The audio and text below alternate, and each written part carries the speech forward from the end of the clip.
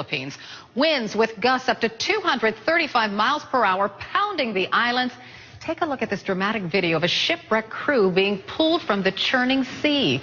And you can see sheets of metal being ripped off roofs, like in these pictures posted on Instagram. Across the Philippines, we're getting reports of flooding, power outages, and landslides. The super typhoon has already killed at least 3 people. More than 700,000 people reportedly have fled its path. And what's worse, hundreds of thousands of people affected are still recovering from a 7.1 magnitude earthquake that hit just last month. Australian reporter Kathy Novak joins us on the phone from the Philippines with more. Good morning. Good morning, Carol. Well, I can give you a sense of the kind of size of this storm. It's been said this storm covers an area about as large as the distance from Washington, D.C. to Miami. And if we compare it to Superstorm Sandy, which, as we know, caused so much destruction, that was a Category 3 storm when it hit Cuba and a Category 2 storm when it crossed into the U.S. coast.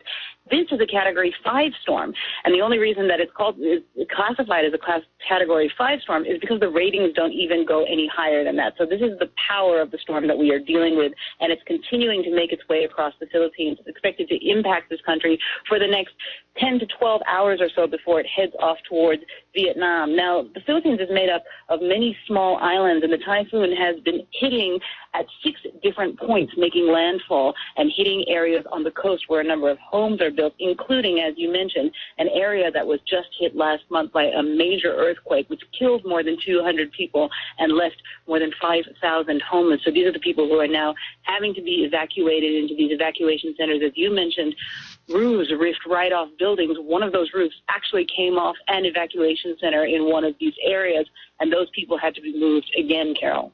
Oh, sad story. Kathy Novak, thanks so much for your reporting this morning. Now, after it passes over the Philippines, the super typhoon is expected to make landfall in Vietnam. That should happen within 48 hours. Now let's take a look at your money this morning. Wall Street pretty sluggish just about 90 minutes after the Feds released a jobs report that's mixed at best. This morning we learned that